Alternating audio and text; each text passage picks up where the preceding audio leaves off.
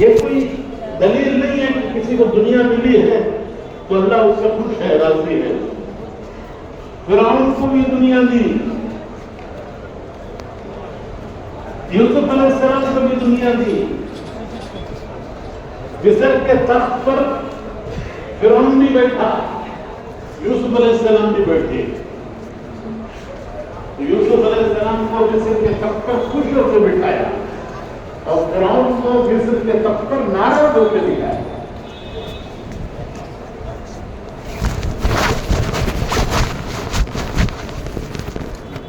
سلیمان علیہ السلام کو بھی اللہ نے دنیا دی،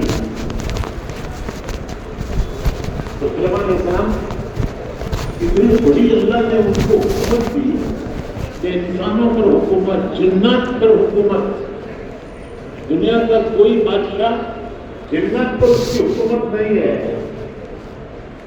جنات کسی کا قبضے میں نہیں آتے۔ دنیا کی حکومت ہے جو بڑے بڑے سپر پاور دعوے کرتے ہیں، کس کی حکومت ہے؟ جنات پر۔ وہی پریشان ہو کے حمیلوں کے پاس ملتے ہیں۔ تو سلیمان علیہ السلام کو اللہ نے جنات پر حکومت دی، ان کی فوج میں جنات کام کرتے تھے، بڑے بڑے بھاری کام وہ جنات سے لیتے تھے، اور پوری فوج کے لیے کھانا پکاتے اور گرم گرم دیگیں اٹھا کے جنات لے آتے۔ وہ تو آگ سے بنے ہوئے ہیں، ان کے لیے گرم دیگ کیا بات ہے؟ مسجد اقصی سلیمان علیہ السلام نے جنوں سے بنائی ہے، نقشہ بنا کر جنوں کو دیا کہ یوں بناؤ۔ وہ بڑے بڑے پتھر جو انسان نہیں اٹھا سکتے وہ جنات اٹھا سکتے۔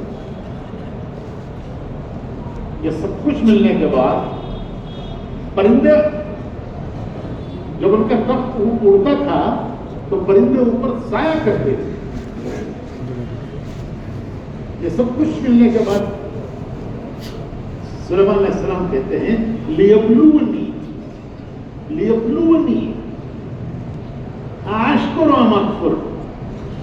قرآن کریم میں لیبلونی اشکر ام، یہ اللہ کا امتحان ہے میرا کہ میں ان ساری نعمتوں کے ملنے کے بعد شکر کرتا ہوں یا ناشکری کرتا ہوں۔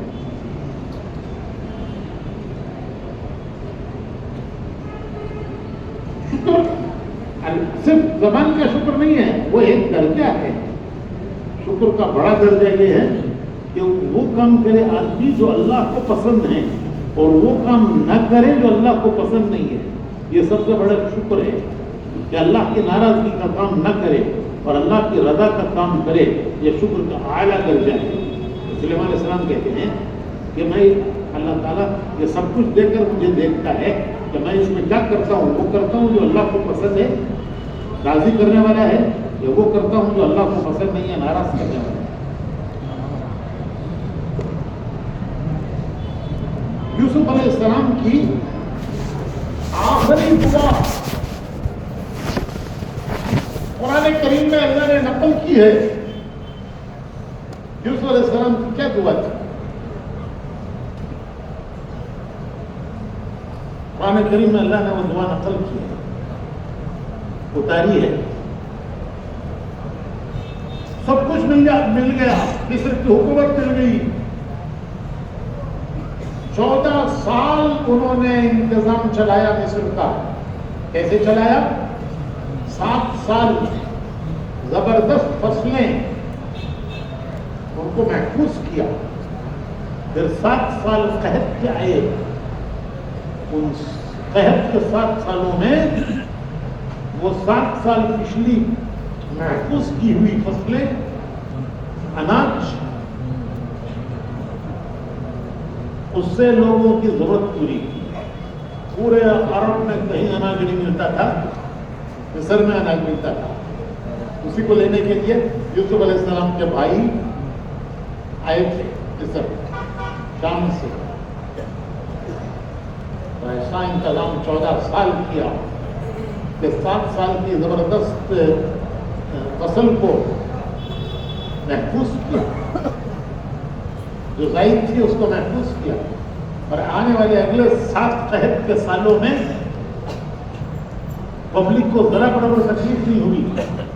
قحط کے 7 سال ہم کو برابر اناج ملا اور چاروں طرف سے عرب سے لوگ وہ اناج لینے کے لیے مصر آتے تھے. اسی میں ان کے بھائی بھی مصر آئے شام سے. شام میں رہنے والے تھے یعقوب علیہ السلام اور ان کے بیٹے. تو یہ سب کچھ کتنا بڑا کام ہے. 14 سال کا ایسا انتظام کہ کسی کے قحط سے کسی کو تکلیف نہیں ہوئی. یہ سب کچھ ہونے کے بعد آخر میں ان کی دعا ہے قرآن کریم میں ہے رب قد آتیتنی من الملک وعلمتنی من تعبیر الاحادیث فاطر السماوات والارض فاطر السماوات والارض انت ولی فی الدنیا والآخرہ توفنی مسلما والحقنی بالصالحین. سورہ یوسف میں یہ آخر میں یہ دعا ہے. یہ یوسف علیہ السلام یہ آخر زمانے کی دعا ہے. کہتے ہیں رب قد آتیتنی من الملک, پہلا تو نے مجھے ملک دیا. اتنی زبردست حکومت کہ مصر کے مالک, خزانوں کے مالک, اتنا بڑا قحط کا انتظام کہ مصر کو ہی نہیں پورے اطراف کے ملکوں کو بھی آنے والوں کو اناج دیا. اتنا بڑا انتظام. تو اللہ تو کہتے ہیں کہ قد آتیتنی من الملک, کہ اللہ تو نے مجھے ملک دیا. وعلمتنی من تعبیر الاحادیث, مسئلوں کا حل کرنا تو نے مجھے سکھایا کہ مسئلہ کیسے حل کیا جائے. پرابلم سالونگ,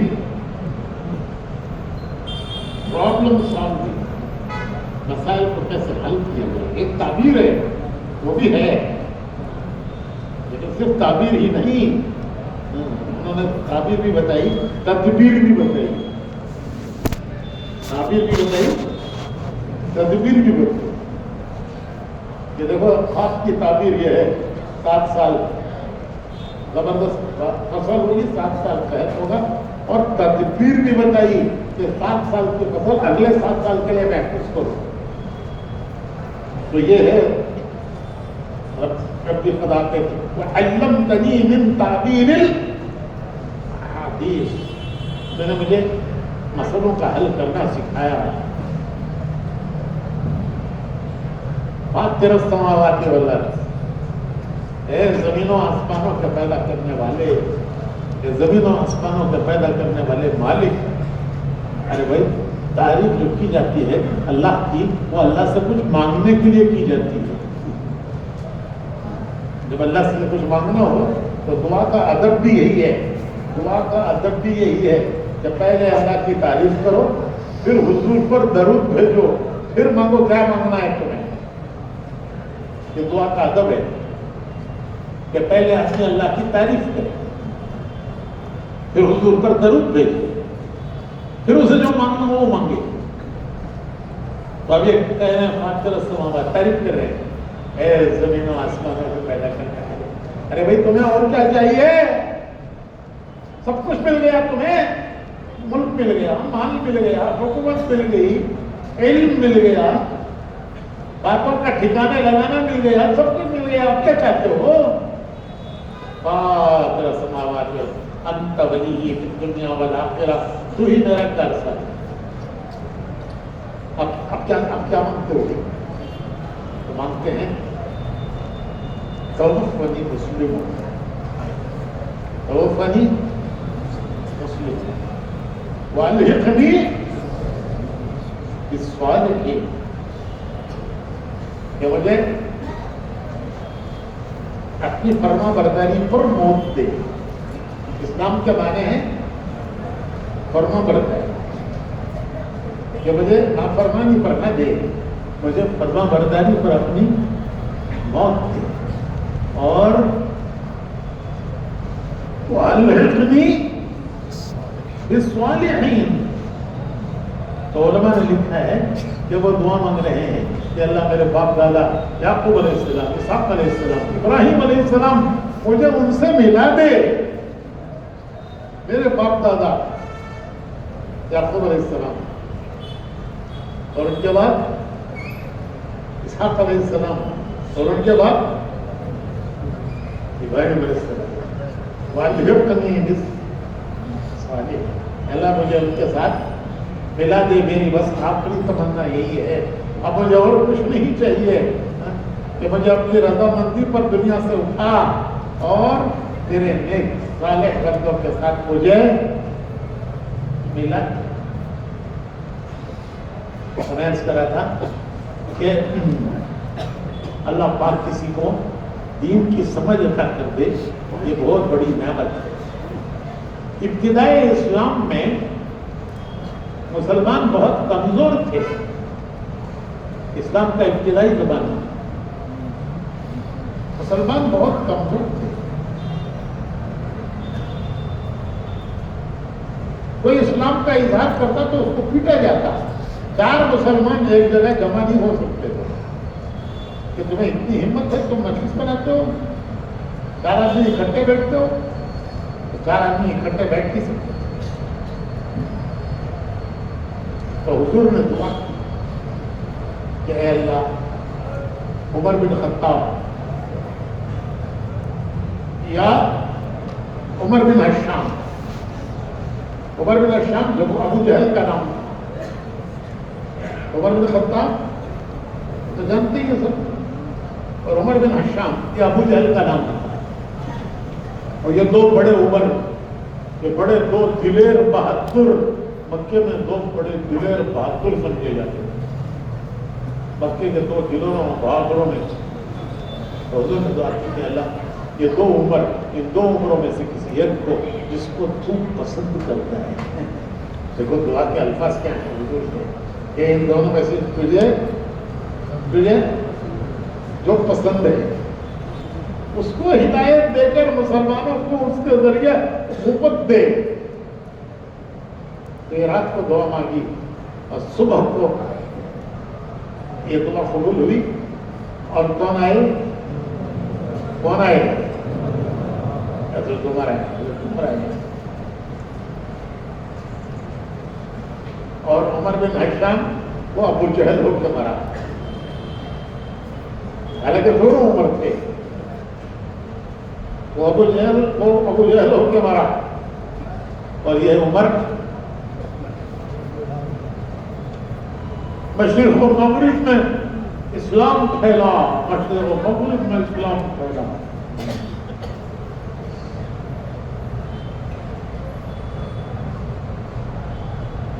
जब वो ईमान लाए तो मुसलमानों को हिम्मत हुई काबतुल्लाह में नमाज पढ़ने। उससे पहले काबतुल्लाह में नमाज पढ़ने की मुसलमानों को हिम्मत नहीं थी कि तुम काबे में तुम अपनी इबादत करते हो। पीटते थे लोग मुश्रिकीन मक्का, कोई मक्के काबतुल्लाह में नमाज पढ़ता तो उसको पीटते थे कि तुझे इतनी हिम्मत है कि तू काबे में आके अपनी इबादत करता है। तो ये जब हजरत उमर ईमान लाए तो फिर मुसलमानों को काबे में आकर नमाज पढ़ने की हिम्मत हुई। जब हिजरत का वक्त आया तो सबने छुप छुप कर हिजरत की। हजरत उमर ने आकर काबे का तवाफ किया। काबे में मजलिसें बैठती थी, कुरैश मक्का की, सरदारान मक्का की मजलिसें बैठती थी। एक एक मजलिस में गए, लोग हल्का बनाकर मजलिसें बैठते थे। एक एक हल्के में गए, जाके कहा कि मैं मदीने जा रहा हूँ, हिजरत कर रहा हूँ मक्के से। जबकि सब चुप चुप के करते थे हिजरत, तो पता न चले किसी को। आके ऐलान किया कि मैं जा रहा हूँ मदीने, तुम में से जिसको हिम्मत हो वो मक्के के बाहर आकर मुझे रोक ले। मक्के के बाहर आओ, क्योंकि मक्के के अंदर हरम में लड़ाई नहीं कर सकते थे। तो जिसको हिम्मत हो रोकने की तो मक्के के बाहर आकर मुझे रोक ले।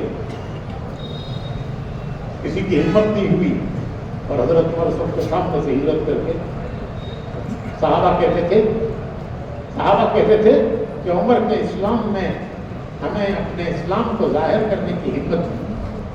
عمر کی ہجرت نے ہمارے لیے ہجرت کا دروازہ کھولا، پھر ہمت ہو گئی ہجرت کرنے کی.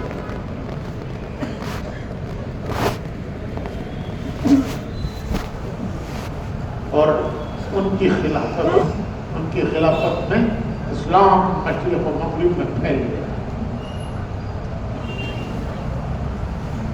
نماز کی حالت میں مجوسی نے خنجر مارا، غلام تھا مجوسی، حالت نماز میں خنجر مارا، کئی وار کیے.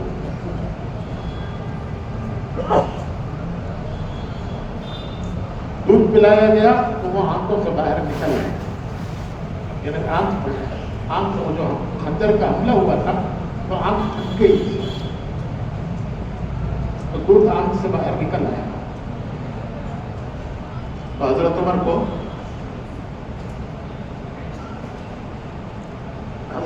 کو یہ اندازہ ہو گیا کہ اب میری موت کا وقت قریب ہے. مسجد تقریر ہے تو بیٹھے ہوئے رو رہے تھے. حضرت عمر اس حادثے پر رو رہے. حضرت ابن عباس آئے. حضرت عمر نے ان کے بیٹے عبداللہ ابن عمر ان کی ران پر انہوں نے حضرت عمر کا سر رکھا ہوا تھا. پوچھا عبداللہ میرا سر کہاں ہے؟ تو انہوں نے عرض کیا کہ میری ران پر. فرمایا کہ زمین پر رکھ دو، اللہ کو مجھ پر رحم آ جائے. میرا سر زمین پر رکھ دو، اللہ کو مجھ پر رحم آ جائے. عبداللہ ابن عباس آئے. ان کو حضرت عمر بہت چاہتے تھے. حضرت عبداللہ ابن عباس حضور کے چچا دار بھائی، حضرت عباس حضور کے چچا کے بیٹے، بڑے عالم تھے. حضرت عمر ان کو بڑا مجلسوں میں رائے مشورے کی مجلسوں میں بٹھا کے دیتے. وہ آئے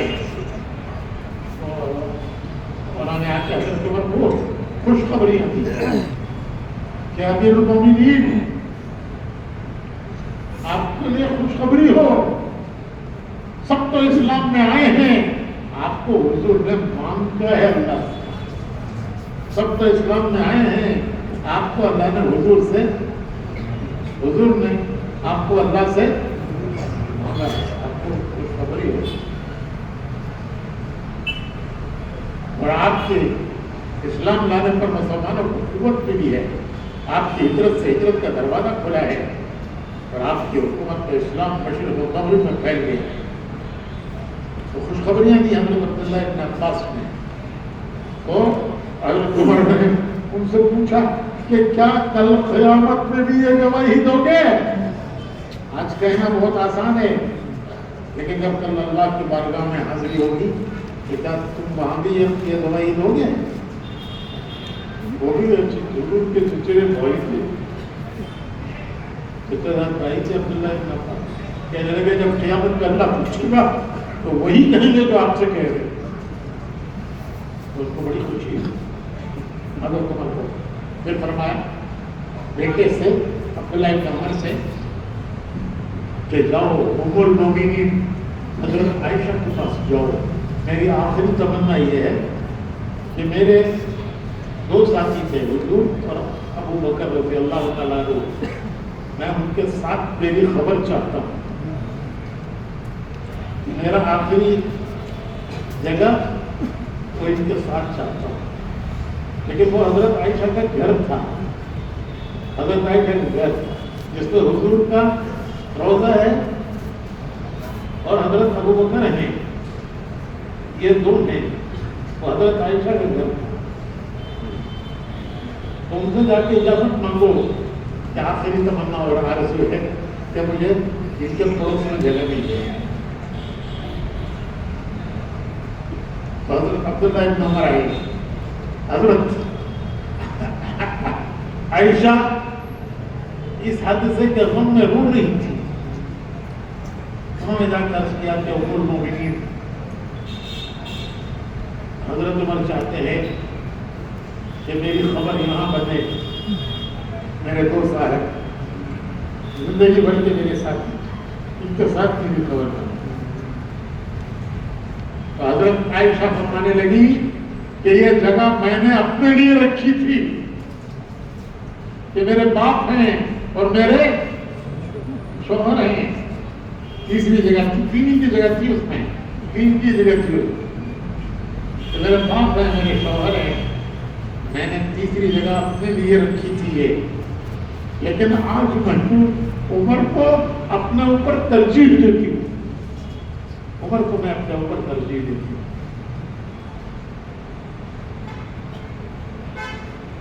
واپس آئے تو پوچھا کیا جواب لائے. کہنے لگے حضرت عائشہ نے یہ کہا کہ میں نے اپنے لیے جگہ رکھی تھی، لیکن آج میں عمر کو اپنے اوپر ترجیح دی.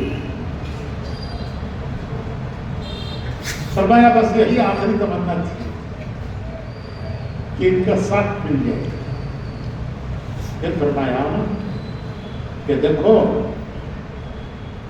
جب میرا جنازہ تیار ہو جائے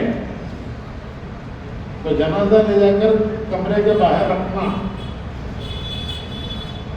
اور اس وقت اجازت مانگنا کہ میرے روپ میں آ کے اجازت نہ دیتی ہو. حضرت عمر کا روپ ہزاروں میل دور، کسرا اور قیصر پر روپ پڑتا تھا، رستم پر روپ پڑتا تھا ہزاروں میل دور. تو کہیں میرے روپ میں آ کے اجازت نہ دیتی ہو کہ کیسے کہوں امیر المومنین کو نہیں. اب جب میرا انتقال ہو جائے نا تو پھر میرا روپ نہیں رہا، پھر میں امیر المومنین نہیں رہا. یہ نہ کہنا امیر المومنین، یہ کہنا عمر اجازت مانگتا ہے. دروازے پر رکھ کر کہنا عمر اجازت مانگتا ہے،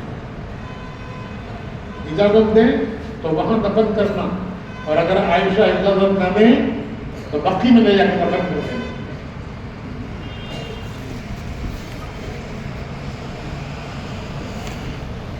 جنازہ تیار کر کے لے گئے نماز کے بعد.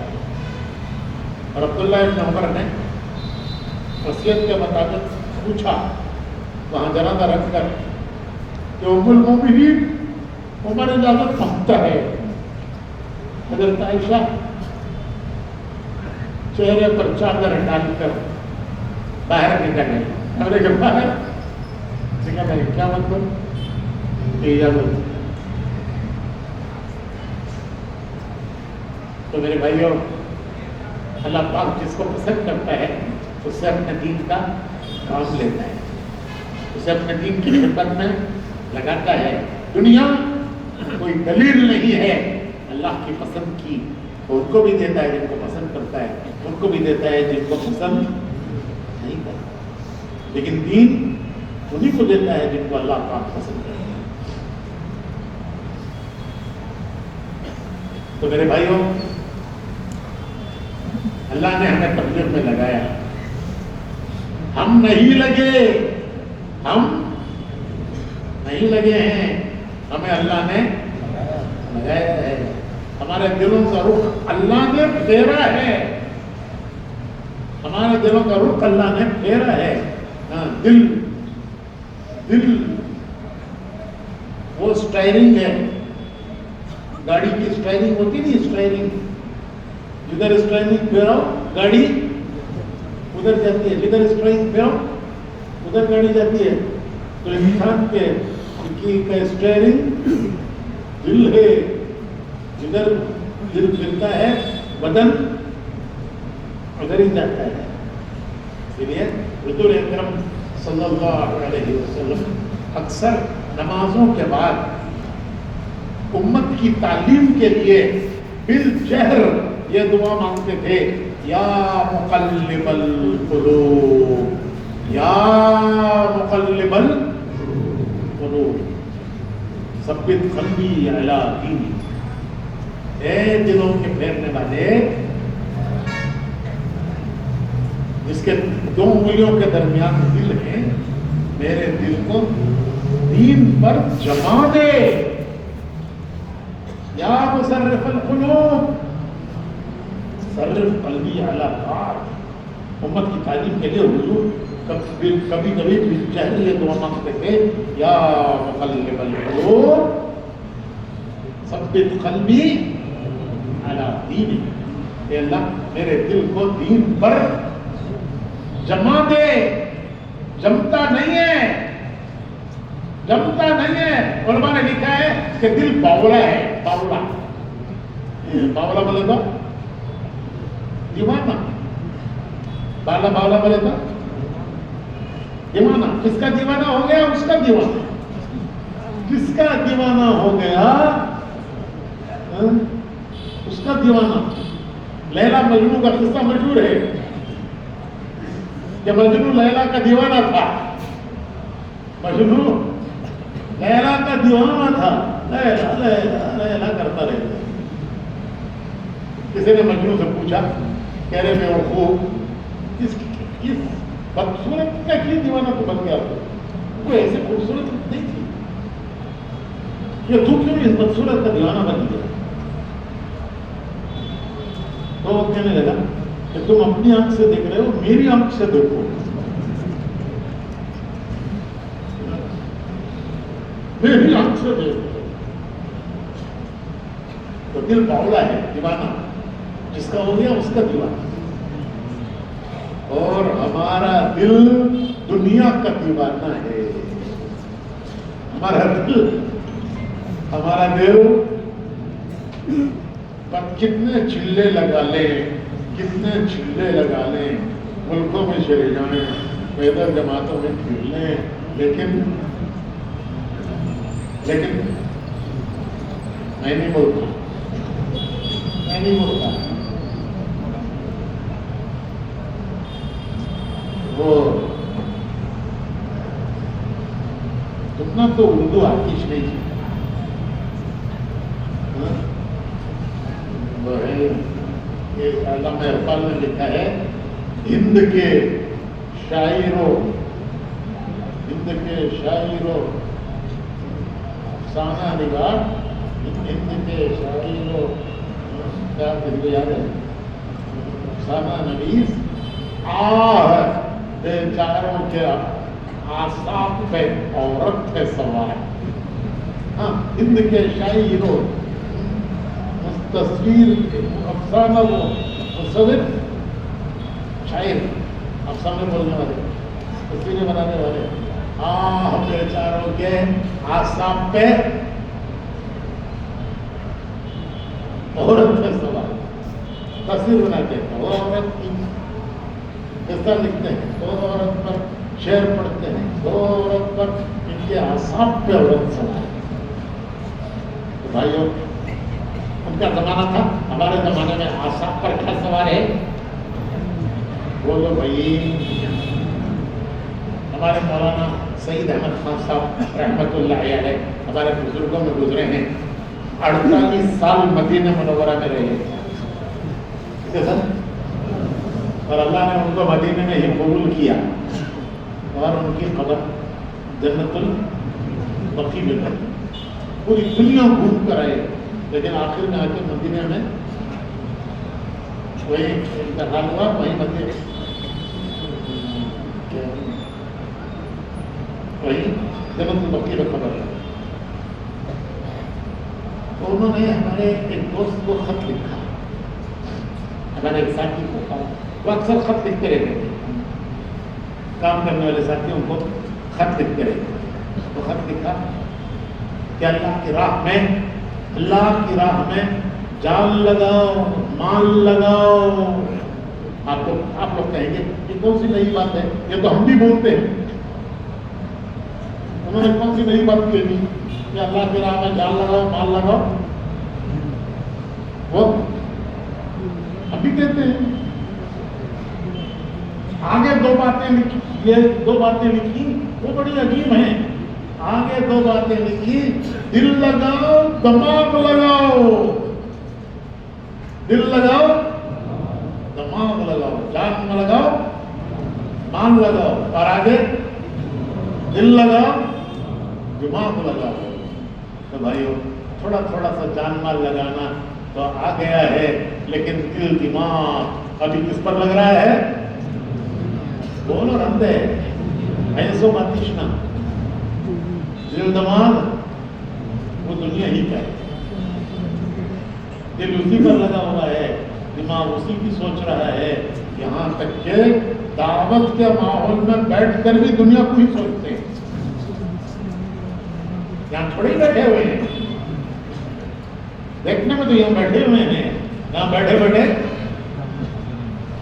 اسی کو سوچ رہے ہیں جس کو چھوڑ کے آئے ہیں. تو دل دماغ تو اسی کا ہے. تو دعوت کے مبارک کام میں دل بھی لگانا ہے. اللہ پاک اس کے لیے ہمیں قبول کرنا ہے. ہماری صلاحیتوں کو اللہ اس مبارک محنت کے لیے قبول کرے. یہ بھی کچھ کم نہیں ہے، اللہ کی کوئی کم نعمت نہیں ہے کہ اللہ نے کچھ تھوڑا سا ہمارا جان مال اسراف میں لگانا توفیق دی، لگایا. تو میں نے عرض کیا کہ ہم نہیں لگے ہیں، ہمیں اللہ نے لگایا ہے. میں سمجھانے کے لیے، بات سمجھانے کے لیے ایک قصہ کہتا ہوں. آپ لوگوں نے بار بار سنا ہوگا لیکن میں پھر بھی کہتا ہوں سمجھانے کے لیے کہ ہم لگے ہیں یا اللہ نے ہمیں لگایا ہے. ہم لگے ہیں یا اللہ نے لگایا ہے. تو سمجھانے کے لیے ایک قصہ کہتا ہوں. ہمارے حیدرآباد میں ہمارے ایک بزرگ تھے، انتقال ہو گیا، بڑے بزرگوں میں کرنل امیر الدین صاحب، حیدرآباد شہر میں کرنل امیر الدین صاحب. وہ برٹش کی آرمی میں کرنل تھے. آپ لوگ سمجھ نہیں سکیں گے اسے، کیونکہ برٹش کی فوج میں ہندوستانی کو کرنل نہیں بناتے تھے. ہندوستانی تو سولجر ہوتا تھا، آفیسر جو ہوتا تھا وہ انگریز ہوتا تھا. لیکن یہ تھے بھی انگریز جیسے، تو انگریز نے ان کو کرنل بنایا، جبکہ ہندوستانی کرنل بن نہیں سکتا تھا، سولجر ہوتا تھا. تو مسجد کی جماعت مشورہ کر رہی تھی. دیکھو خیر کہاں سے نکلتی ہے. یہ جو دعوت کے اعمال ہیں نا، جو دعوت کے اعمال ہیں وہ بڑے خیر کے اعمال ہیں. ان سے جو خیر نکلتی ہے اس خیر میں ہمارا حصہ پڑتا ہے. تو مسجد کی جماعت مشورہ کر رہی ہے. کرتے ہیں نا روزانہ مشورہ؟ ارے کرتے نہیں کرتے کیا آج کس کے پاس جانا ہے، کل کہاں گئے تھے، آج کس کے پاس جانا ہے؟ تو کسی نے کہا کہ آج کرنل صاحب کے پاس جائیں گے. آج کرنل صاحب کے پاس جائیں گے. کون جائے؟ جماعت بناؤ. مولانا سید صاحب فرماتے تھے کہ کسی سے ملنے جاؤ تو کم سے کم ایک آدمی تمہارے ساتھ ایسا ہونا چاہیے کہ جس کو دیکھ کر اس کا دل کھل جائے. ہاں آؤ بھائی آؤ، کیا قصہ ہے؟ جس کو دیکھ کر وہ خوش ہو، جو دل کھلتا ہے تو دروازہ کھلا، گھر میں جا سکتے ہو. دروازہ بند ہے تو دل کا دروازہ، انسان کا دروازہ دل ہے. ایسے نہیں ہونا چاہیے سب کہ دل کو دیکھ کے اس کے پیشانی پر بل پڑ جائے. کون ہے سو رہی ہے؟ ایک آدمی کم سے کم ایسا ہو کہ جس کو دیکھ کر کسی خصوصی ملاقات کی بات نہیں ہے، ہر گھر کی بات نہیں ہے، کسی اہم آدمی کے پاس جانا ہو تو ایک آدمی ایسا دیکھ لو کہ جو جس سے اس کی تو جماعت گئی. بڑا بنگلہ، گیٹ پر سیکورٹی کا آدمی، کوئی اجازت دے یہ وغیرہ اندر جا نہیں سکتے. تو انہوں نے درخواست کی کہ بھائی صاحب سے ملا دو، ہم صاحب سے ملنے آئے ہیں، ذرا صاحب سے ملا دو. اس نے دیکھا اچھے لوگ لگتے ہیں، نیک لوگ لگتے ہیں، تو اس نے کہا اچھی بات ہے، میں اجازت مانگتا ہوں، وہ اجازت دے دیں گے صاحب تو میں ملا دوں گا. اندر گیا، اس نے جا کے کہا کہ صاحب آپ سے ملنے کے لیے کچھ اللہ کے مولویاں آئی، حیدرآباد نہ ہو، آپ سے ملنے کے لیے اللہ کے مولویاں آتے. تو تبلیغ والے تو سب مولوی لگتے ہیں. توفی تسبیح تو اسی کا معلوم. تو محمد صاحب نے پوچھا کہ برسات کے موڑ پہ آئی تو کہیں کو آئے رہی ہے کیا ہے آپ خیال کیا ہے بھائی تو چندہ مانگنے آئے ہوں گے. مسجد بن رہی ہے, مدرسہ بن رہا ہے, یتیم خانہ ہے, خرچہ ہے, کچھ کوئی مانگنے آئے ہوں گے. تو اس سے ان کو کرن صاحب کو خیال آیا کہ یہ تو آئے تو چاٹی بھی دے کر بھیج کروں گا, بلّہ کیا ہی کہتے وہ پتہ نہیں کتنا بڑا ڈیمانڈ کریں گے. تو کیسے ان سے بچنا, کسی طرح ان سے بچنا. تو کرنل صاحب کے خیال آیا, انہوں نے اس سے کہا کہ جا کے کہہ دو کہ صاحب گھر میں نہیں ہیں. کیا آسان راستہ ہے بچنے کا. صاحب گھر میں نہیں ہے تو کیا بولیں گے, ہمیں چکرتی بولیں گے, کیا بولیں گے, اچھا بھائی چلو پھر کبھی آئیں گے, اب تو صاحب گھر میں نہیں ہے, پھر کبھی آ جائیں گے. پر ٹل گئے نا, ٹلانا تھا. اس نے آ کے کہا کہ صاحب بول رہے صاحب گھر میں نہیں ہے. پورا بھانڈا پھوڑ دیا. صاحب بول رہے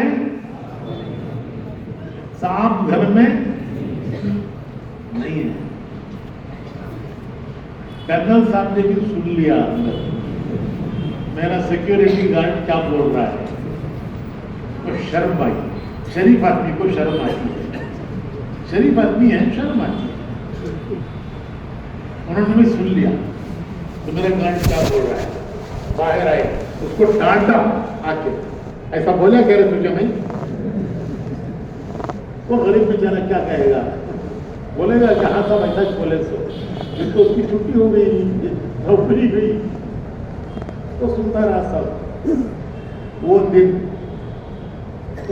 تھا, اللہ نے ان کو قبول کرنا تھا, تو اللہ نے ان کو قبول کیا, لگ گئے. اور لگ کر آگے بڑھتے چلے گئے یہاں تک کہ جب پہلی جماعت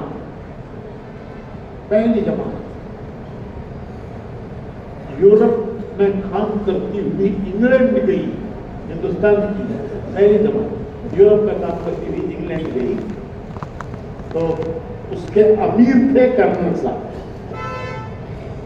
اس کے امیر کرنل صاحب حافظ پٹیل صاحب ان کے ہاتھوں لگے تبلیغ میں. پہلا چلہ حافظ پٹیل صاحب کا ان کی جماعت کے ساتھ لگا, جن حافظ پٹیل سے اللہ نے پورے یورپ پہ کام لیا,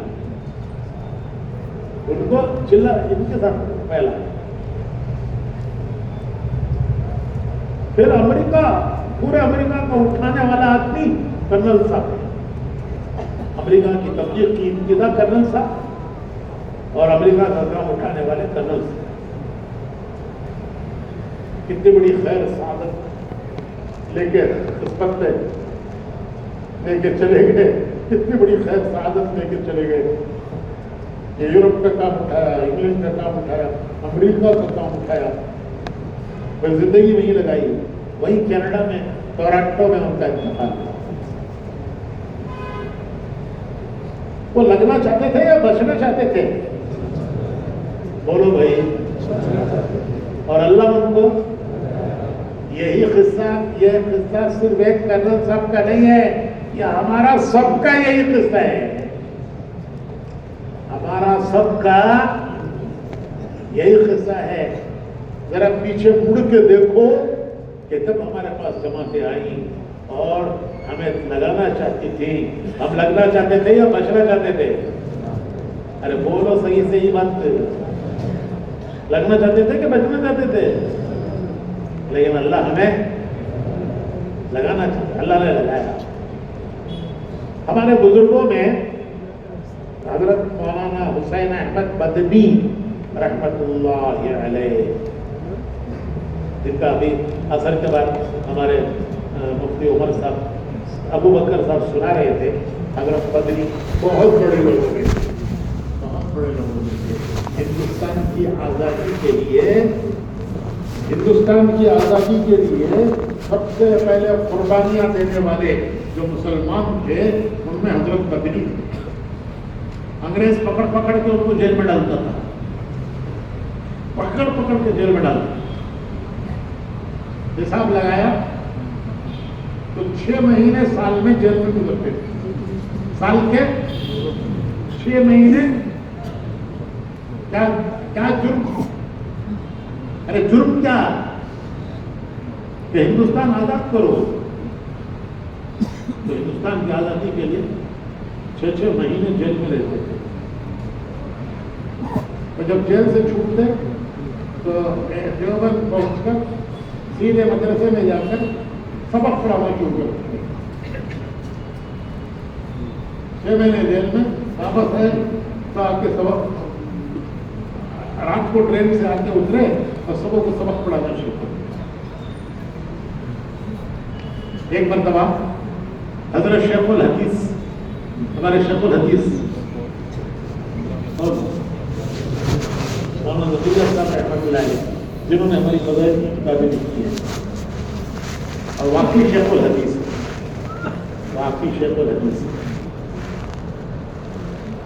صدقات, فضائل صدقات, ایک ایک حدیث کی تشریح میں 10 حدیثیں لاتے ہیں اور زیادہ. ایک حدیث لکھی, اس کی تشریح میں 10 حدیثیں لاتے ہیں. ایک ایک حدیث کی تشریح میں تو دیکھ کے اندازہ ہوتا ہے کہ یہ واقعی شیخ الحدیث لقب اس کا سب سے پہلے وہی ہندوستان میں سب سے پہلے شیخ الحدیث وہی کہلائے. سب سے پہلے ہندوستان میں وہی شیخ الحدیث کہلائے کہ ایک ایک حدیث پر 10 حدیث کہیں وہ زیادہ اوپر پر ان کا بڑا احسان ہے کہ انہوں نے حدیث کو عام کیا. گھر گھر حدیث پہنچ گئی, گھر گھر کی تعلیم میں کیا پڑھتے ہیں. دیکھو میں ایک بات درمیان میں آ گئی ہے, ہماری جماعتیں فضائل صدقات نہیں پڑھتی اکثر. فضائل کی کتابیں تو پڑھ لیتے ہیں, خصوصاً جماعت میں نکلنے کے زمانے میں ایک وقت تعلیم ہونی چاہیے فضائل کی اور ایک وقت تعلیم ہونی چاہیے صدقات کی. ہمارے مولانا ابراہیم صاحب ہمیشہ اپنی تھیلی میں حق کی بیگ ہوتی ہے نا, ہمیشہ ساتھ رکھنے والی, اس پہ فضائل صدقات رکھتے ہیں. تو ایک بار کسی نے پوچھا مولانا ابراہیم صاحب سے, آپ فضائل صدقات کیوں ہمیشہ رکھتے ہیں؟ تو انہوں نے فرمایا کہ شیخ نے فرمایا ہے کہ یہ میری صحبت کا بدل ہے.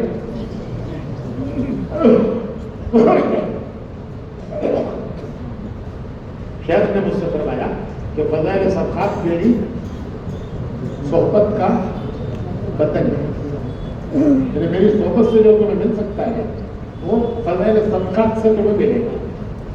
تو اس لیے ہماری جماعتوں کو فضائل صدقات کے پڑھنے کا اہتمام کرنا چاہیے کہ ایک وقت تعلیم, دن میں 2 مرتبہ تعلیم ہوتی ہے نا, جماعت پہ نکلنے کے زمانے میں دن میں 2 بار تعلیم ہوتی ہے.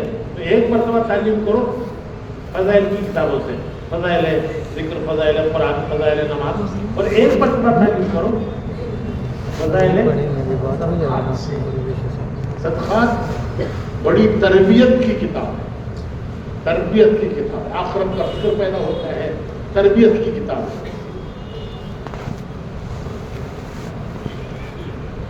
شیخ نے لکھا ہے کہ پہلا حصہ میں نے مالداروں کے لیے لکھا ہے, دوسرا حصہ غریبوں کے لیے لکھا ہے. تو میں کیا کہہ رہا تھا, شیخ حضرت بندی رحمت اللہ, وہ انہوں نے ایک مرتبہ شیخ سے کہا, شیخ الحدیث سے, کہ اچھا اتنے بڑے آدمی. شیخ نے اپنی آبیتی میں لکھا ہے کہ اکثر دیوبند سے سہارنپور آتے تھے, شیخ کے ہاں اکثر آتے تھے حضرت بندی رحمت اللہ علیہ, اور آ کر یہ کہتے تھے کہ مولوی زکریا, حضرت شیخ چھوٹے تھے ان سے, اکثر آ کے کہتے تھے مولوی زکریا بمبئی جانا ہے, کبھی کہتے تھے کلکتہ جانا ہے, جہاں ان کے پروگرام ہوتے رہتے تھے نا اس زمانے میں، کہتے تھے بمبئی جانا ہے، کلکتہ جانا ہے، ٹکٹ کے پیسے نہیں ہیں، ٹکٹ کے پیسے نہیں ہیں، مجھے قرض دے دو، جانا ہے، لمبا سفر ہے، قرض دے دو۔ دیوبند سے یہاں تک کا ٹکٹ لے کے آیا ہوں، دیوبند سے سہارنپور تک کا ٹکٹ لے کے آیا ہوں، آگے جو کلکتہ جانا ہے اس کے پیسے نہیں ہیں، مجھے قرض دے دو، جب پیسے آ جائیں گے تو تمہیں دے دوں گا۔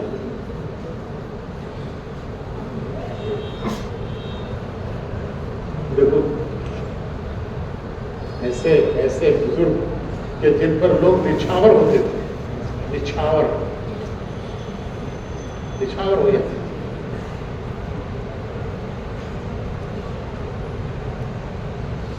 تو شیخ نے لکھا ہے کہ مجھ سے قرض لے کے جاتے تھے اور پھر دے دیتے تھے۔ تو ایک مرتبہ انہوں نے شیخ سے کہا کہ زکریا تم بھی چلو نا ہمارے ساتھ، مولی زکریا تم بھی چلو نا ہمارے ساتھ۔ تو میں نے عرض کیا کہ حضرت میرے بس کا نہیں ہے 6 مہینے جیل میں رہنا، 6 مہینے مدرسہ پڑھانا، 6 مہینے جیل میں رہنا، 6 مہینے مدرسہ پڑھانا، یہ میرے بس کا نہیں، یہ آپ ہی کا کام ہے، آپ ہی کا کام ہے، آپ ہی جانو۔ تو حضرت شیخ حضرت مدنی رحمۃ اللہ علیہ ایک مرتبہ یہاں آئے ہمارے جنوبی ہند میں، تمل ناڈو میں، نارتھ آرکاٹ کے علاقے میں۔ اس زمانے میں بہت پرانا زمانے کی بات ہے، نارتھ آرکاٹ میں بڑے بڑے سیٹ ہوتے تھے، چمڑے کے ایکسپورٹر، بڑے بڑے ایکسپورٹر، نارتھ آرکاٹ مشہور تھا، بڑے بڑے ایکسپورٹر، اور بڑے خیر کے کام کرتے تھے، بڑے خیر کے کام کرتے تھے وہ ایکسپورٹر لوگ۔ تو انہوں نے حضرت مدنی کو بلایا، تمل ناڈو میں کچھ پروگرام تھے، انہی دنوں میں ترونامل میں ایک اجتماع تھا۔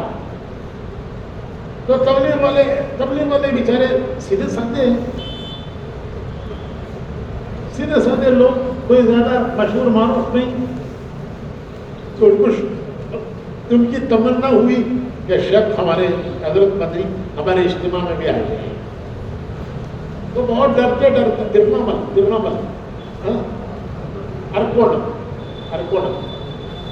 ارکونم تو یہ تبلیغ والے سیدھے سادے لوگ ڈرتے انہوں نے جا کے کہا حضرت مدنی سے کہ حضرت ہمارا ایک اجتماع ہو رہا ہے تبلیغ کا، ہمارا جی چاہتا ہے کہ آپ تھوڑی دیر کے لیے تشریف لائیں۔ اور یہ امید نہیں تھی کہ اتنے سے بڑے سیٹ لوگ انہوں نے پروگرام بنائے ہوئے ہیں اور حضرت کو بڑی بڑی کاروں میں لے کے پھر رہے ہیں، وہ آئیں گے کہ نہیں آئیں گے ہمارے اجتماع میں؟ ہم تو سب غریب فقیر، تو امید نہیں تھی ان کو حضرت کے آنے کی۔ لیکن اگلے دن صبح میں جب اٹھے اور سفر شروع ہوا تو حضرت نے فرمایا کہ ارکونم جانا ہے، اجتماع میں جائیں گے۔ حضرت کے کہہ دینے کے بعد پھر کس کی مجال کہ کہیں اور لے جائے، تو سیدھے ارکونم لے کر آئے۔ تو ارکونم میں جو حضرت نے بیان کیا، حضرت مدنی رحمۃ اللہ علیہ نے، وہ بیان چھپا ہوا ہے۔ بھائی اقبال کہیں ملے تو ذرا مجھے دینا یار، بہت تلاش ہے مجھے، کہیں سب پوچھو تلاش کراؤ۔ حضرت مدنی کا بیان جو ارکونم کے اجتماع میں کیا، کہیں مل جائے تو تلاش کرو، مجھے بہت دنوں سے کرا ہے، میں نے پڑھا ہے لیکن محسوس نہیں رہا۔ تو اجتماع میں آئے اور حضرت نے بیان شروع کیا کہ لوگوں تم اللہ کا شکر کرو، تمہارے زمانے میں یہ کام آیا ہے، تم اللہ کا شکر کرو، تمہارے زمانے میں یہ کام آیا ہے، ورنہ ہم سے پہلے ہمارے باپ دادا کے زمانے میں یہ کام نہیں آیا تھا۔ ہمارے باپ دادا ان کے زمانے میں یہ کام نہیں آیا تھا. شکر کرو تمہارے زمانے میں یہ کام آیا ہے اور اس کی قدر کرو. یہ حضرت مہدی کا بیان ہے جو ارکان میں اجتماع میں ہوا اور چھپا ہوا تھا. مجھے ملے تو کہیں تلاش کرا. تو بھائی اللہ نے ایک بڑی نعمت دی ہے, بڑی نعمت دی ہے. اللہ ہمیں اس کی قدردانی کی توفیق عطا لگایا ہے. اللہ نے استقامت عطا کرتا ہے. اللہ تعالیٰ استقامت عطا کرتا ہے. لگنے والے ہوتے ہیں بہت, لیکن آگے تک چلنے والے کم ہوتے ہیں. حالات آتے ہیں آدمی گھبرا کے رہ جاتا ہے, احوال آتے ہیں آدمی گھبرا کے رہ جاتا ہے. اسی لیے استقامت کی دعا مانگنا چاہیے اللہ سے. استقامت کی دعا مانگنا چاہیے. ہم کمزور ہیں, ضعیف ہیں, امتحانات کے قابل نہیں ہیں. ہم کمزور ہیں, ضعیف ہیں, امتحانات کے قابل نہیں ہیں. ہمارے حاجی عبد الوہاب صاحب اللہ تعالیٰ ان کے درجات بلند کرے, وہ فرمایا کرتے تھے کہ اللہ سے دعا مانگو کہ اللہ نبیوں کی تو نے مدد کی, صحابہ کی تو نے مدد کی, نبیوں کی تو نے مدد کی, صحابہ کی تو نے مدد کی. ہم تو ان سے زیادہ مدد کے محتاج ہیں. وہ اتنے محتاج نہیں تھے مدد کے, ہم تو ان سے زیادہ مدد کے محتاج ہیں. کہ اللہ تو نے ان کی مدد کی تو ہماری بھی مدد فرما دے. تو نے ان کو یہ ہاتھ پکڑ کر چلایا, تو نے ان کو ہاتھ پکڑ کر چلایا, قدم قدم پر ان کی مدد کی. اللہ ہم تو ان سے زیادہ مدد کے محتاج ہیں. ہمیں ہمارے حال پر نہ چھوڑ, ہمیں ہمارے کاموں کو ہمارے حوالے نہ کر. کہ ہماری حضرت جی کی دعائیں ہوتی تھی, امام صاحب رحمۃ اللہ کی دعائیں ہوتی تھی کہ ہمیں ہمارے حال پر نہ چھوڑ, ہمیں ماحول کے اور لوگوں کے حوالے نہ کر, ہمیں اپنے کرم کے سہارے چلا. عام طور پر خطیب حضرات جمعہ کے خطبے میں دعا پڑھتے ہیں.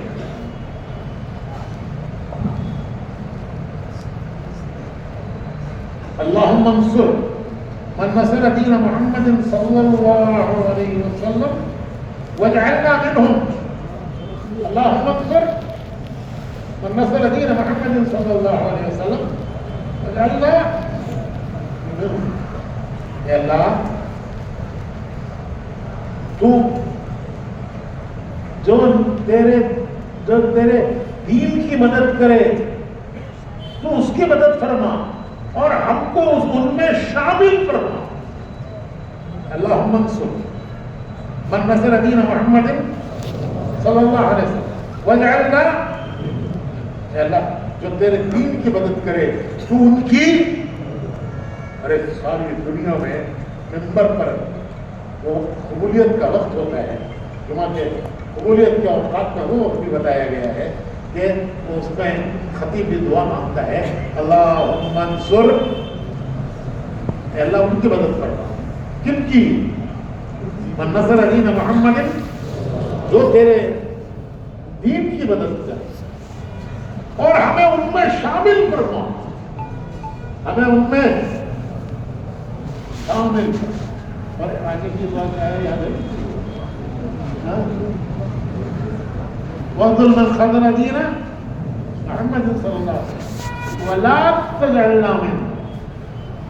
اور تیرے دین کو جو نقصان پہنچائے اے اللہ ان کو تو دیکھ لے, ان کو, اور ہمیں ان میں شامل نہ کر.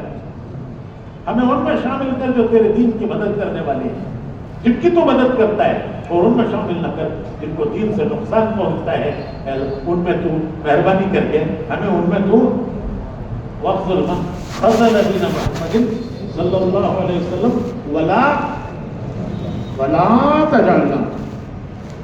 یہ سب مصنون دعائیں ہیں, اور جمعہ میں اکثر خطیب یہ دعا پڑھتے ہیں کہ اللہ جو تیرے دین کی مدد کریں تو ان کی مدد فرما, ان میں ہم کو شامل کر دے, اور تیرے دین کو نقصان پہنچائے کہ اللہ ان کو سنتوں کو شامل نہ کریں. تو میرے بھائیوں اللہ پاک نے کام میں لگایا ہے, اللہ قبول فرمائے, استقامت عطا فرمائے, آگے چلائے. اللہ نے پورے عالم میں کام پہنچا دیا, پورے عالم میں اللہ نے کام پہنچا دیا. مولانا یوسف صاحب رحمۃ اللہ علیہ, ابتدا کا زمانہ تھا, تھوڑے سے لوگ تبلیغ میں لگے ہوئے تھے, کبھی کبھی آہ بھر کے کہتے تھے مولانا یوسف صاحب, کبھی کبھی آہ بھر کے کہتے تھے کہ دل یہ چاہتا ہے کہ ایک مرتبہ دنیا میں یہ آواز لگ جائے کہ اللہ سے ہوتا ہے, اللہ کرتے ہیں.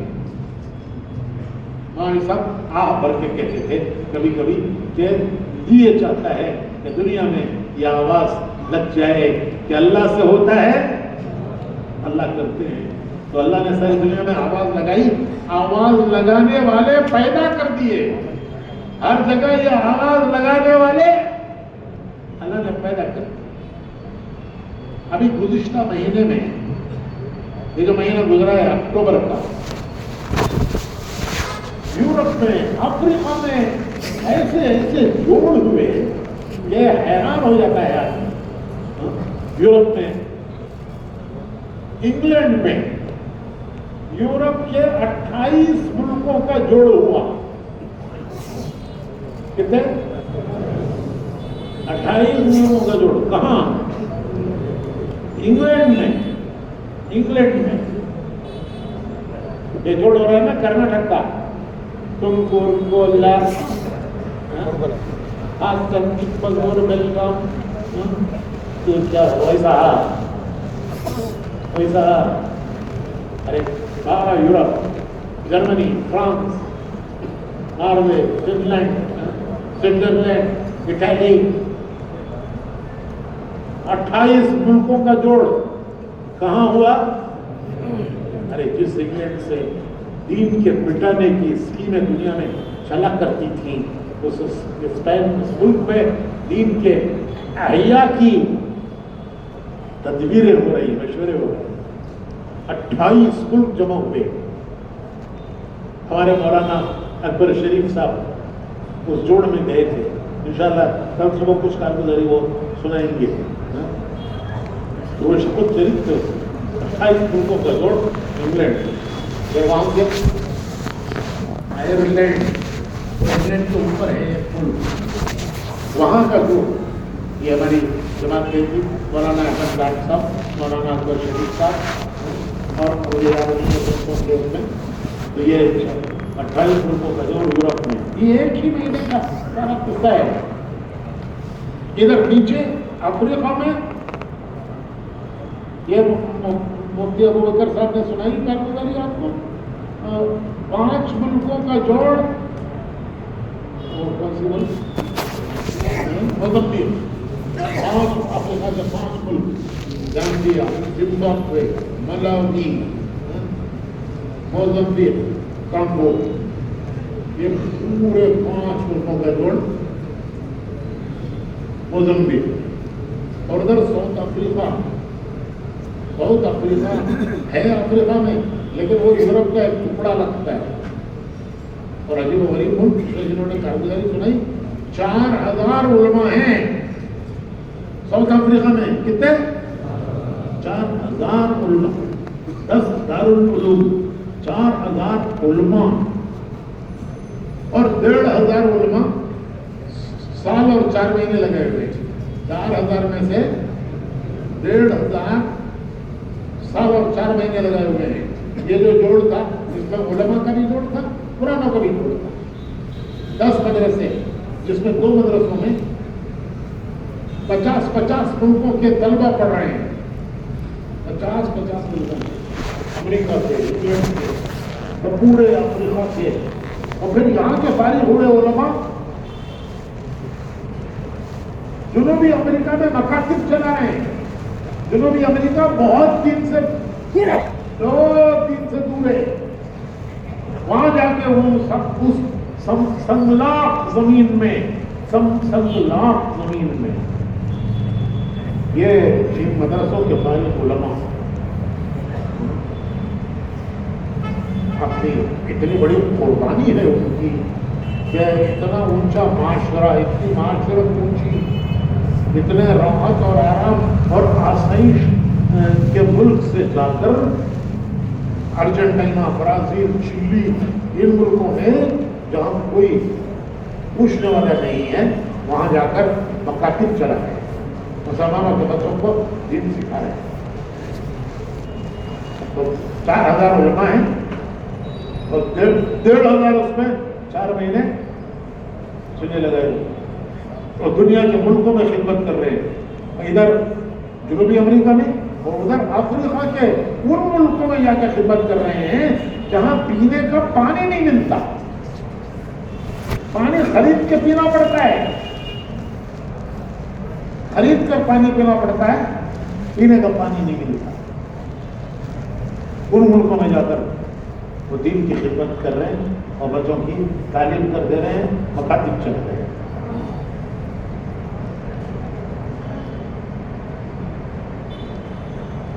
اللہ کا قبول فرمائے۔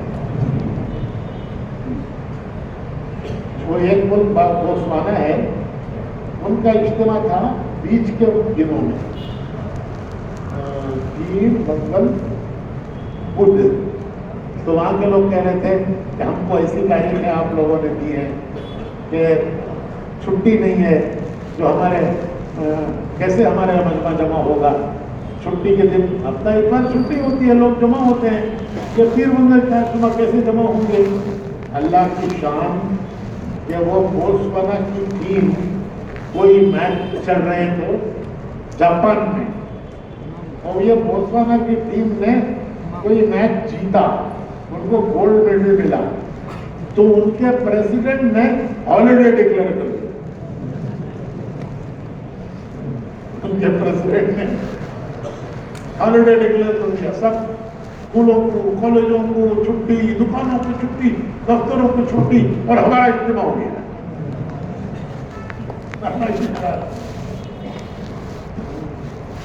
تو یہ افریقہ میں اس طریقے 7 ملک، یہ 5 ملک، اور ادھر ساؤتھ افریقہ، اور ادھر، اور ایک اجتماع انہی دنوں میں، جن دنوں میں یہ اجتماع ہو رہا تھا، انہی دنوں میں ایک اجتماع صومالی لینڈ، صومالیہ، صومال، یہ سوڈان کے نیچے، یہ تو جنوب میں ہے، وہ شمال میں ہے، سوڈان کے نیچے، وہاں اجتماع ہو رہا تھا۔ صومالیہ کے اجتماع سے 600 جماعتیں نکلی، کتنی؟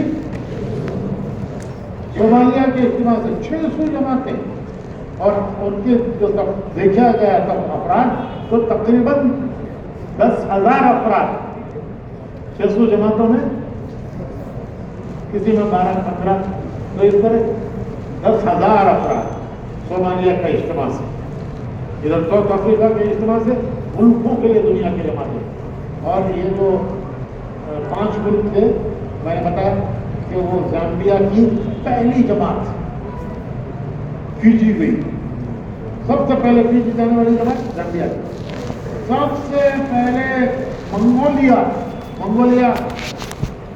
روس اور چین کے بیچ میں ہے، نقشے میں دیکھو تو اوپر روس ہے، نیچے چین ہے، پیٹ میں ہے، پیٹ میں روس چین کے پیٹ میں ہے منگولیا، پہلی جماعت ان کی ہوئی زامبیا، اور دیکھو زامبیا پر حال آیا، یہ 5 ملکوں پر، زامبیا، ملاوی، زمبابوے، موزمبیق، یہ 4 ملکوں پر حال آیا۔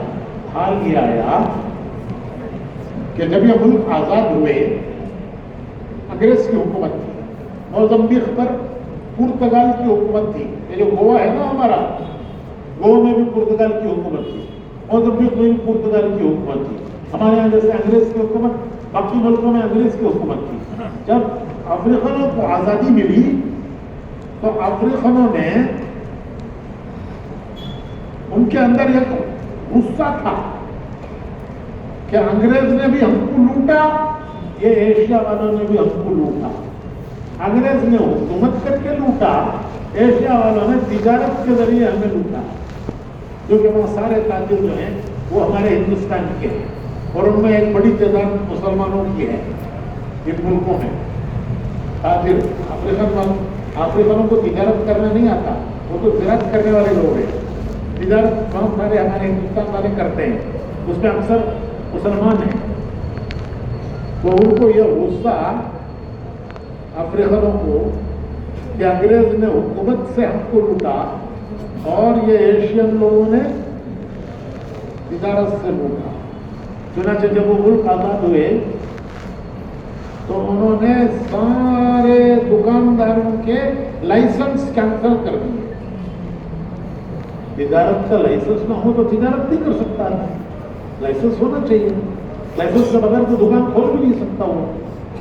اب یہ بڑا زبردست حال ہے, بڑی بڑی دکانیں جن لوگوں کی, لیکن لائسنس کینسل, اور وہ دکانداری کر ہی نہیں سکتے. ہاں ٹھیلے پہ فٹ پاتھ پہ ٹھیلے پہ لگا کے کاروبار کر سکتے ہو, دکان میں کاروبار نہیں کر سکتے. ایک بڑا زبردست امتحان آیا, بڑی بڑی دکانیں, بڑے بڑے مال, لیکن لائسنس کینسل. اب وہ ٹھیلے پہ کہاں جا کے وہ دکاندار کرے گا کاروبار؟ تو یہ سب ملک چھوڑ کے بھاگنے لگے.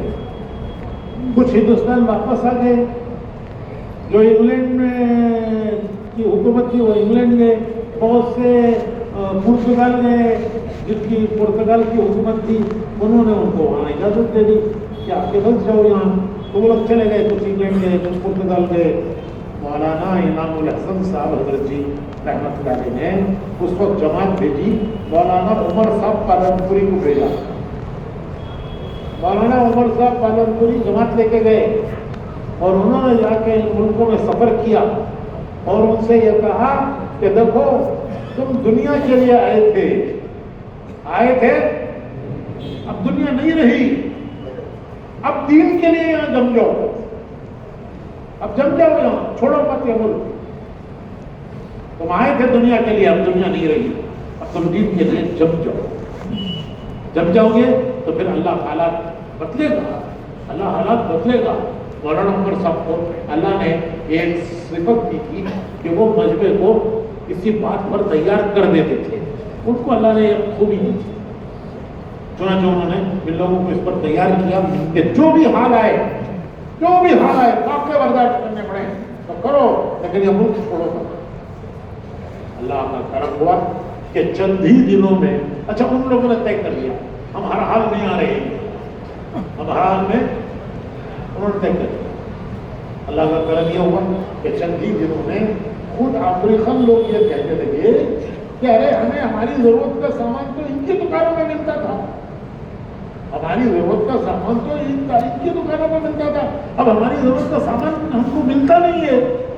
ہر جگہ کیوں لگا کے کھڑنا پڑتا ہے, دودھ کے لیے کیوں لگاؤ, بریڈ کے لیے کیوں لگاؤ, شکر کے لیے کیوں لگاؤ, صبح سے شام ہو جاتی ہے کیوں میں ہی کھڑے رہتے ہیں.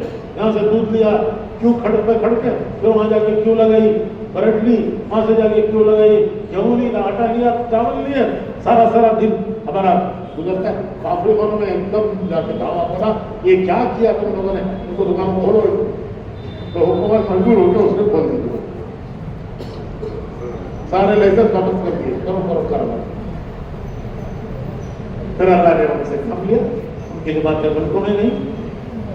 اب جیسے انہوں نے بتایا کیا جو اجتماع ہوا, ایک مدرسہ ہے ماشاء اللہ, فوٹو میں مدرسہ تھا, اس مدرسے میں اجتماع ہوا, اسی کی عمارتوں میں ہم ٹھہرے.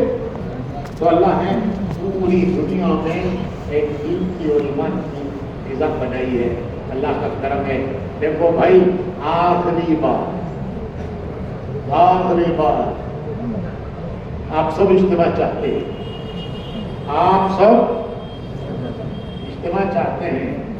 اجتماع جلسوں کا نام نہیں ہے, اجتماع پینڈال ڈالنے کا اور دیگیں چڑھانے کا نام نہیں ہے. اجتماع ایک محنت کا نام ہے, قربانی کا نام ہے, محنت کا نام ہے, قربانی کا نام ہے. پھر اجتماع مولانا یوسف صاحب فرماتے تھے کہ ہمارا اجتماع 2 محنتوں کا جوڑ ہے. ہم سمجھتے ہیں اجتماع آدمیوں کا اجتماع. مولانا یوسف صاحب فرماتے تھے کہ اجتماع 2 محنتوں کا اجتماع ہے.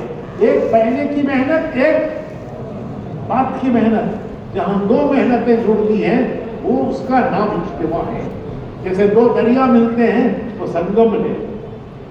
تو ہم اجتماع سمجھتے تھے مجمع کا اجتماع.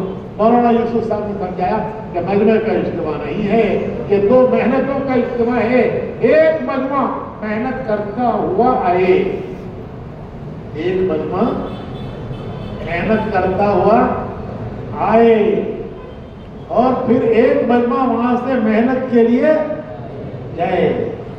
ایک مجمع محنت کرتا ہوا آیا, ایک مجمع محنت کے لیے گیا. تو جب یہ 2 محنتیں جمع ہوگی تو جہاں 2 محنتیں جمع ہوگی وہاں قربانیوں کی ایک تاثیر ہوتی ہے. قربانیوں کی ایک تاثیر ہوتی ہے. دیکھنے والوں کے دل بدلتے ہیں, سوچ بدلتی ہے, فکر بدلتا ہے. جب صحابہ قربانیاں دیتے ہوئے آئے فتح مکہ کے موقع پر, 23 سال کی قربانی, 21 سال کی قربانی, 13 سال مکے کی قربانیاں جو صحابہ کے واقعات, پھر 8 سال مدینے کی قربانیاں. 8ویں ہجری میں مکہ فتح ہوا ہے. وہ 21 سال کی قربانیاں دے کر جب صحابہ مکہ فتح کر کے آئے تو جس نے ان کو دیکھا انہیں ہدایت مل گئی. ان کی نگاہ جن پر پڑی انہیں ہدایت مل گئی, اور جس نے ان کو دیکھا انہیں ہدایت مل گئی. ہندا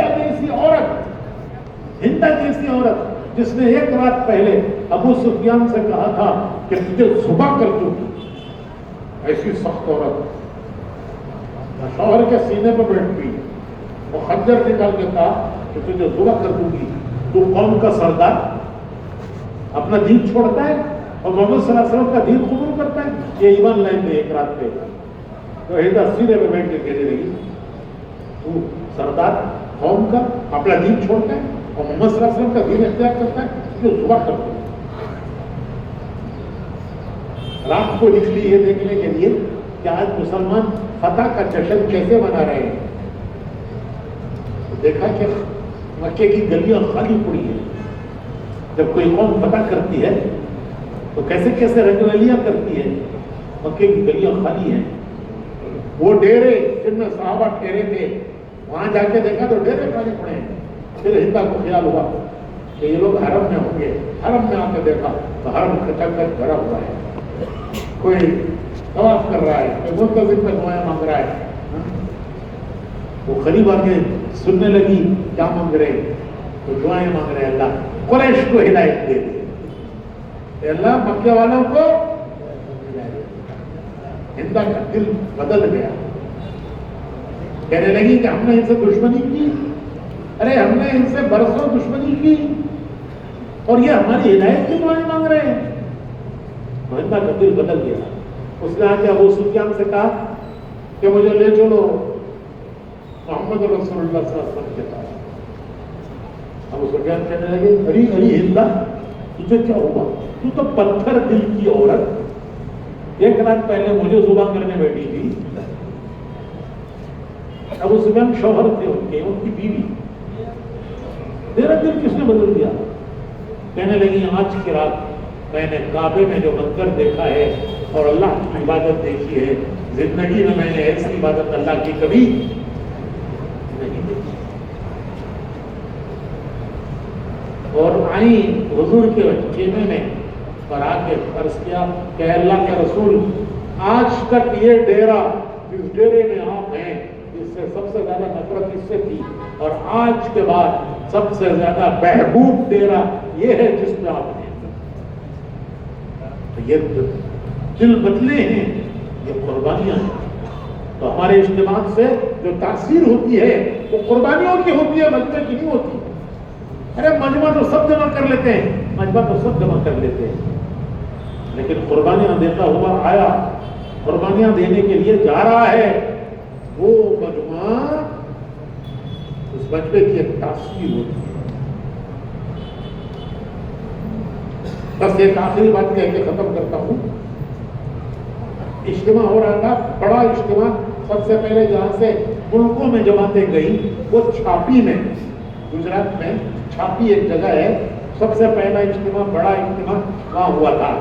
تو قاضی عبدالوہاب صاحب ایک بزرگ تھے، اللہ ان کے درجے بلند کرے، انہوں نے سب قرآنوں کو جمع کیا، جو ذمہ دار تھے گجرات کے ذمہ دار پرانے، ان سب کو جمع کر کے کہا کہ دیکھو اجتماع تم ایسا کرو کہ دنیا میں تمہاری جماعتیں جائیں، تمہارے اجتماع سے دنیا میں جماعتیں جائیں، اور بڑی خوب ترغیب دی، اور پھر تیار کیا تو سب نے اپنے اپنے نام لکھائے۔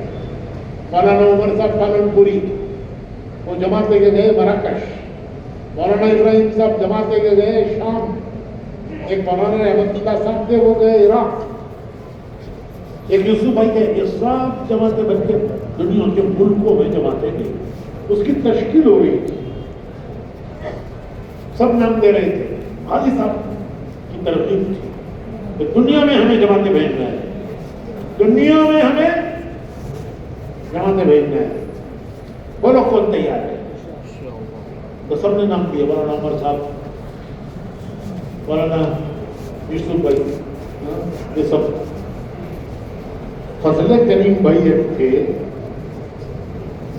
وہ ان کے اعتبار سے ذرا نئے تھے، مولانا عمر صاحب، یوسف بھائی، ان سب کے اعتبار سے وہ ذرا نئے تھے، لیکن وہ بھی مجلس میں تھے، انہوں نے بھی نام دے دیا۔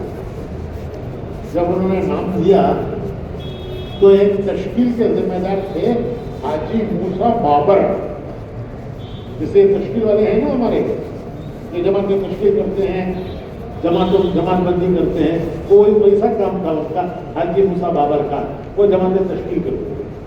تو انہوں نے فضل کریم بھائی سے پوچھا کہ تمہارے پاس پیسے کتنے ہیں؟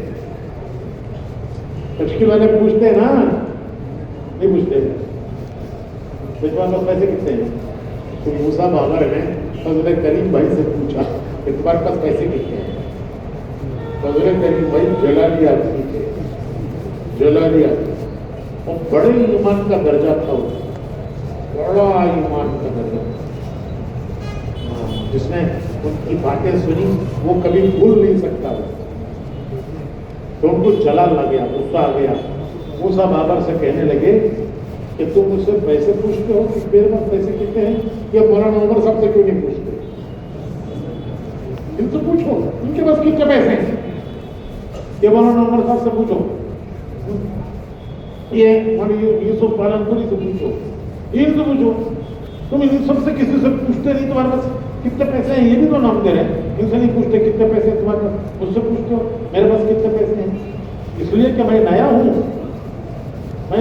اس لیے تم کو ہمت ہو رہی ہے پوچھنے کی۔ تو بڑا ایمانی درجہ تھا اور اس کی باتیں ان کو بھول نہیں سکتا۔ کہنے لگے کہ دیکھو نہ ان کے پاس پیسے ہیں نہ میرے پاس پیسے ہیں۔ فضل کریم بھائی کہنے لگے نہ ان کے پاس پیسے ہیں، ان کے پاس بھی پیسے نہیں ہیں، میرے پاس بھی پیسے نہیں ہیں، ان کو بھی اللہ ہی لے جائے گا، مجھے بھی اللہ ہی لے جائے گا، ان کو بھی اللہ ہی لے جائے گا، مجھے بھی اللہ ہی لے جائے گا۔ پھر اللہ کا کام کہ وہ جتنے تھے اس مجلس میں سب گئے اور سب کو اللہ لے گیا، سب کے لیے اللہ نے اسباب پیدا کیا، سب گئے۔ تو بھائیو، ہمارا کام اسباب پر نہیں ہے، ہمارا کام اللہ پر اعتماد کرے، ہم اللہ پر اعتماد پر قدم اٹھائیں، ہم اسباب پر قدم اٹھانے والے نہیں ہیں، ہم اللہ کی مدد پر، اس کے یقین پر اور اس کے بھروسے پر قدم اٹھانے والے ہیں۔ تمہارے اجتماعات ہدایت کا ذریعہ بنیں گے جب اس بنیاد پر آپ کھڑے ہو، اس بنیاد پر کھڑے ہو، قربانیاں دیں گے، جائیں گے، قربانیاں دیں گے، مجاہدے کریں گے، اللہ اس کا نور اجتماع میں پیدا کرے گا، پھر اللہ پاک ان کو ہدایت کا سورج بنا کے نکالے گا. جس طرح سورج نکلتا ہے رات کے اندھیرے ٹک نہیں سکتے, تمہارے اجتماع ہدایت کا سورج بنیں گے رات کے اندھیرے. بولو چھٹے سب تیار ہیں اس کے لیے؟ تیار ہیں تو کرو, جو نہیں تو جاؤ گھروں میں رہو. اگر تیار ہیں اس کے لیے قربانیوں کے لیے اللہ کے بھروسے پر کرو, انشاءاللہ اللہ تمہیں ذریعہ بنائے گا. حضور کی دعا ہے, حضور کی دعا ہے, چھوٹی سی دعا ہے, اللہم اجعلنا ہادین مہتدین. پڑھو, اللہم اجعلنا ہادین مہتدین. علماء سے لکھوا دو, اللہم اجعلنا ہادین مہتدین. اے اللہ تو ہمیں ایسا بنا دے, یہ دعا اس کے معنی ہے تو ہمیں ایسا بنا دے ہم خود ہدایت پر ہوں اور ہم دوسروں کے ہدایت پر آنے کا ذریعہ بنیں.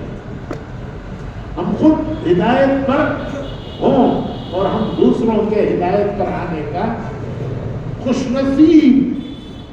نصیب ہے وہ اللہ کے بندے جن کو اللہ اپنے دین کے کام کے لیے استعمال کر لے, اور بد نصیب ہیں جن کو اللہ دنیا کے حوالے کر دے. جاؤ تمہاری دنیا سے تم نمٹتے رہو اور اسی میں الجھ کے دنیا سے چلے جائیں, اسی میں الجھ کے دنیا سے چلے جائیں. وہ بد نصیب ہے, وہ خوش نصیب ہے وہ جن کو اللہ ہدایت کا ذریعہ بنا دے. ہدایت کے کام کے لیے اللہ ان کو استعمال. ارے تمنا تو ہونی چاہیے دلوں میں, ارے دلوں میں تمنا تو ہونی چاہیے. اللہ کے ساتھ بے نیاز ہے, بے نیاز ہے, انہیں کو قبول کرتا ہے جو ملتجی ہوتے ہیں. ملتجی کس کو کہتے ہیں؟ ملتجی التجا. تو بھائیو ہمارے دلوں میں تمنا تو ہونی چاہیے کہ اللہ ہمیں قبول کر لے, اللہ ہمیں ذریعہ بنا دے. اللہ کا شکر ہے کہ ہمارے ملکوں کی جماعتیں بن رہی ہیں, ہوا چل رہی ہے, ہوا چل رہی ہے, ہدایت کی ہوا چل رہی ہے. اللہ کا شکر ہے ایک ضلع سے, ارے بیلگام کے ضلع سے 26 جماعتیں بنی ہیں, 20 جماعتیں اور ترتیب میں چل رہی ہیں, 46 جماعتیں ایک ضلع سے, ہوا چل رہی ہے. اللہ ہمیں بھی اس ہوا میں قبول کر. تو اس کے لیے بھائیو رمضان تک ملکوں میں جانے کے لیے دسمبر تک کی جماعتیں بنی ہیں. میں تھوڑا سا اور آگے بھی کرتا ہوں. دسمبر تک کی جماعتیں تو بنی ہیں, الحمدللہ ترتیب بنی ہے, بعض کی تاریخ میں آئی ہیں. تو رمضان تک بھی چلو کوئی نہیں, ملکوں میں جانے کے لیے کون تیار ہے؟ ذرا کھڑے ہو جاؤ, کھڑے ہو جاؤ, کھڑے ہو جاؤ, کھڑے ہو جاؤ. جن کی تشکیل ہوئی ہے وہ بھی, جن کی جماعتیں بنی ہیں وہ بھی, جن کی جماعت بندی ہوئی ہے وہ بھی, جن کے رخ ملے ہیں وہ بھی, جن کے رخ نہیں ملے وہ بھی, جو نیت کرتے ہیں وہ بھی, جو ارادہ کرتے ہیں وہ بھی.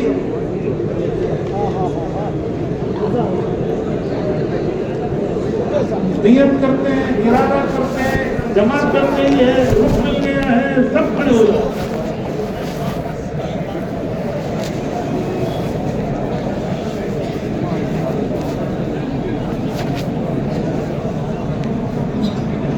اللہ تعالیٰ سب کو قبول فرمائے, سب کی بھرپور مدد فرمائے.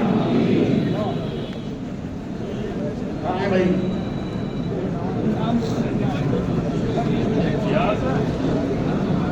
اچھا کون سے مندر ہے یہ؟ اوپر پہلے مندر, لیکن نماز کے بعد